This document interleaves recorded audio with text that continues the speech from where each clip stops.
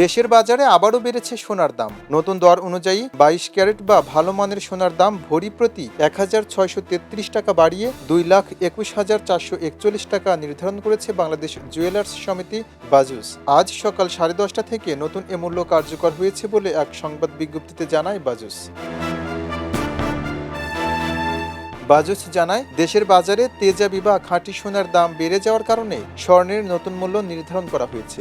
নতুন মূল্য অনুযায়ী 22 ক্যারেটের সোনার দাম হয়েছে 2,21,441 টাকা। 21 ক্যারেটের সোনার দাম ভরি প্রতি 1,574 টাকা বেড়ে হয়েছে 2,11,468 টাকা। 18 ক্যারেটের সোনার দাম 1,81,608 টাকা। সনাতন পদ্ধতির সোনার দাম বেড়ে হয়েছে 1,48,366 টাকা।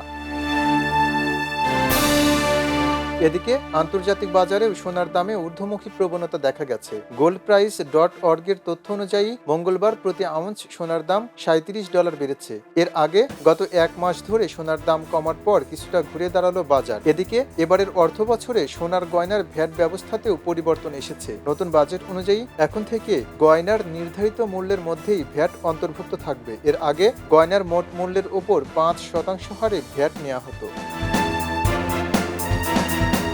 অন্যদিকে রূপার দামে কোনো পরিবর্তন আনা হয়নি। বর্তমানে 22 ক্যারেট রূপার ভরি 4,607 টাকা, 21 ক্যারেটের 4,374 টাকা এবং 18 ক্যারেটের 3,790 টাকা এবং সনাতন পদ্ধতির রূপার ভরি 2,857 টাকা রয়েছে।